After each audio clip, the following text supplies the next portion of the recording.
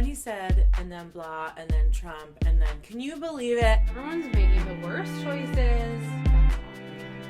And triple check-in. Cheers. Cheers. So, I'm Lisa. And I'm Sunny. And this is Nothing to be ashamed of. Pandemic again. Yeah, still. Week 8. Isn't that awful? Remember that guy that would like fill his whole wine glass and like drink the whole thing and then talk about stuff? Mm. Matthew something from BuzzFeed? From BuzzFeed. He was really funny. Yeah, whine about it. Whine about it, yeah. Matt Belisai. Good look at you. Thank you. No, I said triple check. Let me let you in on the joke. So we were, setting up everything. Obviously, triple check is correct, but triple's kind of what came out, and also it's just funnier. Yeah. What was I going to say? Oh, I was doing mental math earlier. Yes, you were. And I don't know why that phrase just feels so familiar. Did we, learn that in school times? Yeah, mental math was what you did when you weren't supposed to be using your calculator. Like at the grocery store. Yeah. Got it. Just wherever. Mm-hmm. Oh, I'm getting lipstick all over this glass. I mean, that's fine. You're the one who has to wash it. Mm-hmm. I don't wash those wine glasses in this home because when I put my little hands inside them with the sponge, I break them. I just don't understand. It's happened more than once. Mm-hmm. I'll put them away, but I won't wash them because history has shown that that's a bad idea. If my friend Lisa Valenti wants to hang on to her wine glasses, which I think she does. Yeah, I think we bought these and then came home, and then I think I was washing them because they were brand new and I broke one. Yeah, they weren't even in the home a minute. Yeah. So. It was like, got all of our new stuff from IKEA. And it was IKEA trip. After 3 hours at IKEA, I need a glass of wine. Yep. Because it's just like a germaphobe place. Could you imagine going there now during the pandemic? Absolutely obviously not. It's not open. Well, I don't know. I mean, like Lowe's and stuff is. Is IKEA considered essential? I don't know. But it's also just like a germ land. Yeah. Also, I used to hate the look of lipstick on a glass. I thought it was trashy. And then I started wearing lipstick, and I just kind of now I'm like, ooh, it's sexual. Great. You know? Yeah. I mean, what else is supposed to happen? So yeah, this is, we're trying to keep content coming. We're especially exciting content, not just here's the death count, here's who's sick, here's what's not working. This is supposed to be hey, we're with you, and sorry that everything sucks, but we have wine. We're so cute. We're so cute. You're so cute. Mm-hmm. I think. We celebrated Cinco de Mayo this week. Yes, we did. We had shrimp tacos. Oh my god, these shrimp tacos. My friend doctored up. Ooh, I'm going to have shrimp tacos tonight. Delicious. Can't wait. Round two. Well, yeah, so I was my first time doing shrimp tacos, and I was actually saying how when I go out, my go-to taco is chorizo, always, if they have it, carne asada, and fish tacos. Just either fried, lightly beer battered or whatever, or just sauteed, I guess. I don't know, grilled, that's the word. And shrimp tacos are actually not my least favorite, but last night I just kind of was feeling it. Yeah. I mean, they were delicious. Also I couldn't find chorizo. Yeah. So it was we'll just double up on the scrimps. And so I was worried delicious. we weren't going to have enough, and we have literally more than half left over. I have to tell you a secret. What? I ate some shrimp in the middle of the night. Oh God, At 2:30 in the morning. I woke Really? up. Yeah, I woke up to pee, and then I couldn't fall back asleep. And so Out of all the things, middle of the night cold shrimp. Yeah, it's so good. It's so good. I'm not a midnight snacker, so No. I don't. Not that I don't understand it. Here's when I'm a midnight snacker. Tell me. When I come home from a bar, shit faced. Well, yeah, that's a whole different. Horse of a different color. Yeah. But that's the only time that I'll come home and eat late night. Mm-hmm. But then I crash and go to bed. I don't wake up and ooh, I need a quesadilla. So I learned to midnight snack from my father. Shout out to Gary. And really only in the last 10 years. He came to visit us in Brooklyn and had airplane snacks, and then I'd hear him get up in the middle of the night and have some crackers. I feel like you were midnight snacking before that though, because when you would stay at my place in Clinton Hill, you would tell me about the treats that you had in the middle of the night. Oh, I had some more of that, whatever. Huh. I have no memory of this. I have no memory of there's a couple of years that it's sure, I was there. Yeah. I was under-medicated. The dark times. Yeah, it was the dark times. I was under-medicated and under-therapized. Mm-hmm. It was our third holiday in quarantine. Mm-hmm. And the next is Memorial Day. Then fucking 4th of July. We're making the best of it. Yeah, Trying to. We're eating well. Yeah, I'm cooking and baking up a storm, I think, in this pandemic. I read an article about, like, whether or not there's a shortage of flour in the country. There's not. It's just that everyone's buying it. The article is basically like, people who were baking once a week are baking every day. People who were baking once a month are baking every week. Yeah. And so when you go to the store and see no flour, it's just because you didn't get there first.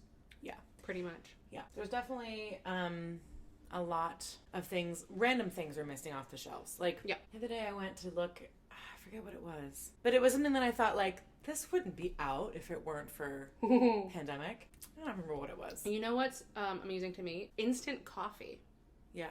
Is out. And it's because of that Dalgona, the whipped coffee. Yeah. Any normal time, a couple people would be like, oh yeah, this whipped coffee, let me try it out. Mm-hmm. We're all home, so now everyone wants to try it. Yeah. So yeah, that's it. What are you guys doing during this time? We still want to hear from you. FedEx, are you getting a package? Maybe. We may have to pause. We may have to pause. What's that sound? I don't know. You know what you learn in a pandemic?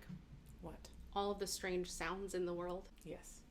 Accurate. We had to just stop recording because there was a FedEx truck making a terrible sound. So truly terrible and strange.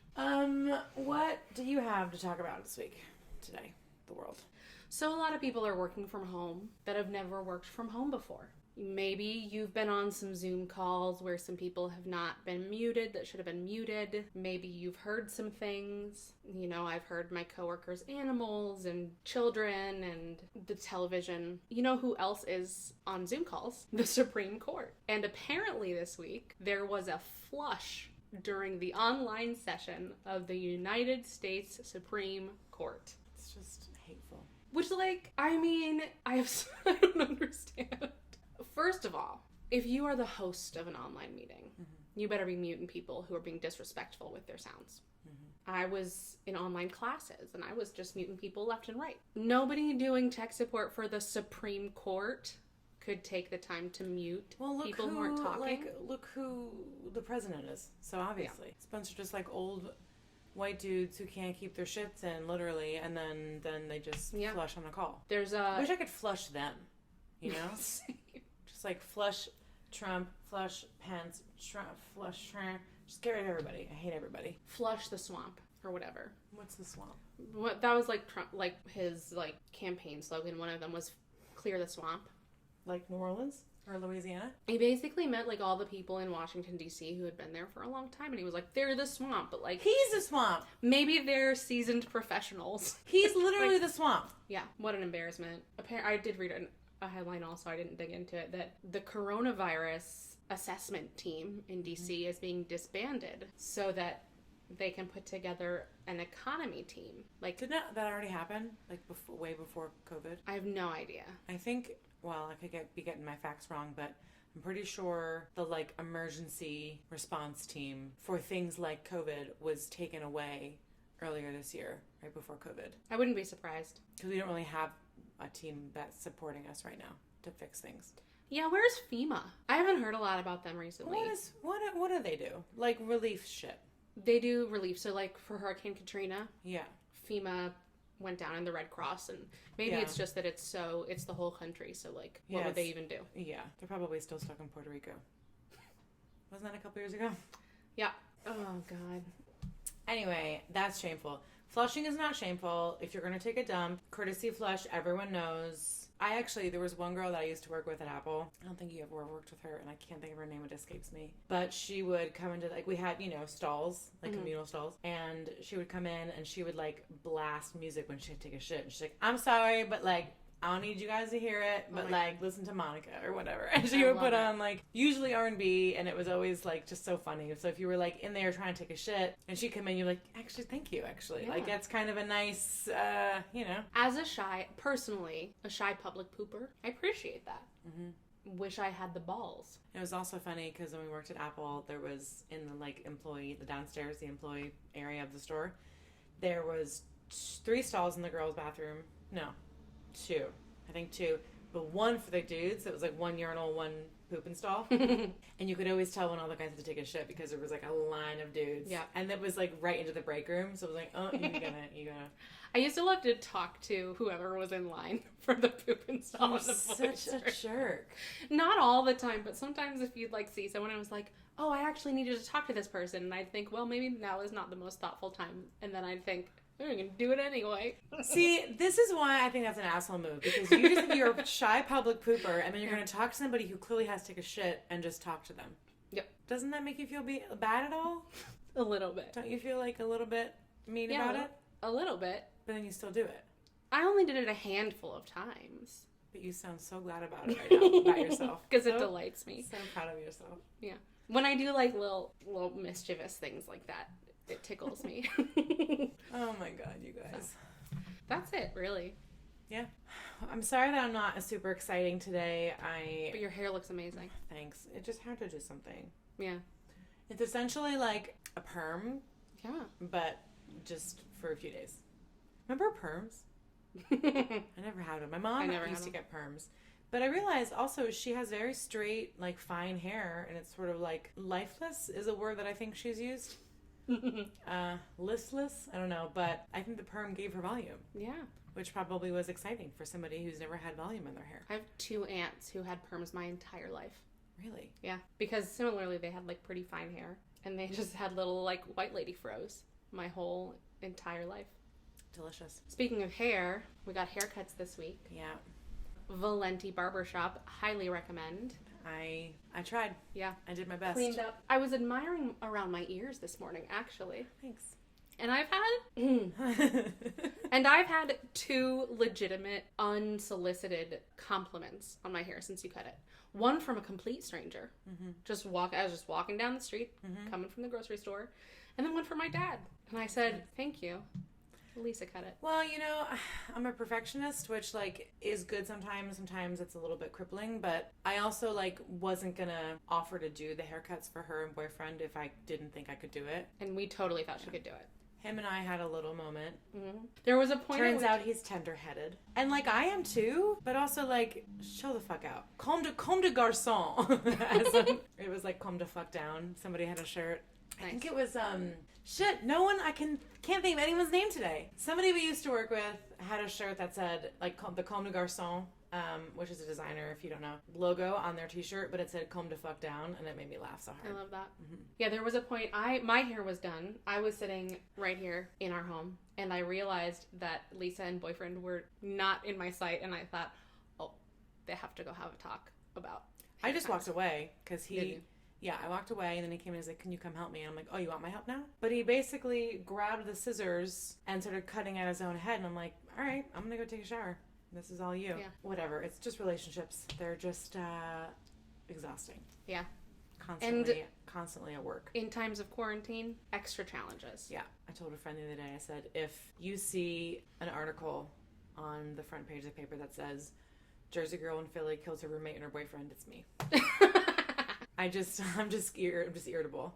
And I just want nothing but like a month by myself. And not even just not you, not them, not literally anybody around. Although be careful what you wish for because it's like Twilight Zone. I'll wake up tomorrow morning and nobody will be around. So. Yeah, definitely like the shine has worn off of quarantine.